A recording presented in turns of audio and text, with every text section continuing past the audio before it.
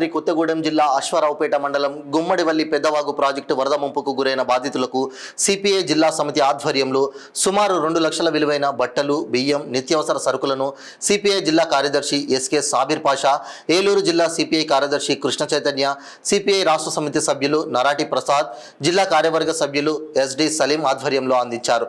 ఈ సందర్భంగా ఎస్కే సాబిర్ పాషా మాట్లాడుతూ గత పాలకుల అలసత్వం, నిర్లక్ష్యం కారణంగా పెద్దవాగు ప్రాజెక్టుకు గండిపడిందని, ఈ ప్రాజెక్టును నమ్ముకున్న రైతులకు తీవ్రంగా నష్టం జరిగిందని అన్నారు.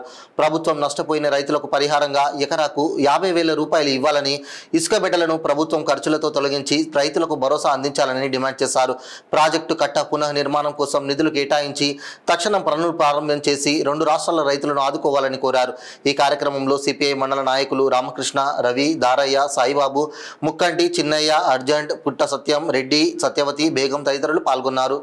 అంటే నీళ్ళు కొద్దిగానే ఒక 2-3 మీటర్లైనా ఆపుతామని దాంతోపాటు మన ఇండ్లు ఎవరైతే దెబ్బతిన్నాయో వాళ్ళందరికీ మన రాష్ట్రంలో ప్రకటించినటువంటి ఇందిరమ్మ హౌసింగ్ కాలనీ కింద జనరల్ కులాలకేమో 5 లక్షల రూపాయలు, ఎస్సీ ఎస్టీలకేమో 6 లక్షల స్కీమ్ ఉంది. దానికి స్కీమ్తో సంబంధం లేకుండా, లాటరీతో సంబంధం లేకుండా ఈ దెబ్బతిన్న గ్రామాలన్నిటికీ ఇల్లు కట్టేయాలని డిమాండ్ చేస్తాం. మరొకటి, ఇప్పుడే మాకు విశ్వచైతన్య గారు, ఏలూరు జిల్లా సెక్రటరీ గారు, వారు కూడా ఒకసారి పరిచయం కలిసి కోరుతాం. పరిచయం కదా, వారు ఆంధ్రప్రదేశ్ ప్రభుత్వంతో కూడా మాట్లాడి ఆ ప్రభుత్వం కూడా బాధ్యత వహించి అక్కడ దెబ్బతిన్న వాళ్ళకు కూడా ఇండ్లు ఇప్పియాలి. ఇవన్నీ కమ్యూనిస్ట్ పార్టీ సిపిఐకి గుమ్మడిపల్లి ప్రాంతం అంటే ఒక చరిత్ర ఉంది.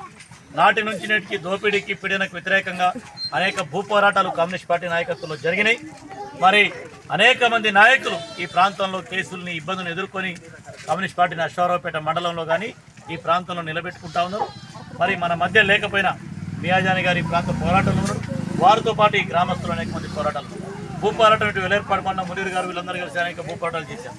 ఏదే ఉన్నా గుమ్మడిపల్లి ప్రాంతంలో ఈ పార్టీ అశ్వారావుపేట మండలంలో యాక్టివ్గా మేము మన వాళ్ళకి ఫోన్ చేస్తే అవసరమైతే మన రామకృష్ణ గారి 2-3 డీసీఎంలు వేసుకొని ఒక 200 మంది తీసుకొని పోయినా సరే మన వాళ్ళ దగ్గర మేము ఇబ్బంది వస్తే అందరూ ఉంటా ఉన్నారు. కానీ ఆ స్థితి రాకుండానే అవతల వైపు తెగి అదేదో ఇక ఇటు తెగుంటే గుమ్మడిపల్లి ఆనవాళ్ళు కూడా లేకుండా మొత్తం కొట్టుకుపోయింది. ఈ నేపథ్యంలో మా అందరి కోరిక ఏంటంటే, ఇప్పుడు ఈ యొక్క పనులు రేపు నీళ్లు ఇవ్వలేకపోతే మనకు వరి పంట పండదు. వరి పంట పండకపోతే దీనికి ప్రభుత్వం బాధ్యత వహించి రైతులకు కూడా నష్టపరిహారం ఇవ్వాలని చెప్పి భారత కమ్యూనిస్ట్ పార్టీ సిపిఐ తరఫున డిమాండ్ చేస్తూ, మనం వచ్చినాడు మేము ఇంటికాడే ఆగినప్పుడు అమ్మ మొత్తం కొట్టుకుపోయినాయా, బియ్యంతో సహా మాకు ఏం లేకుండా పోయినాయని. మీకు పోయిన దాంట్లో మేము చేసేది చాలా తక్కువ.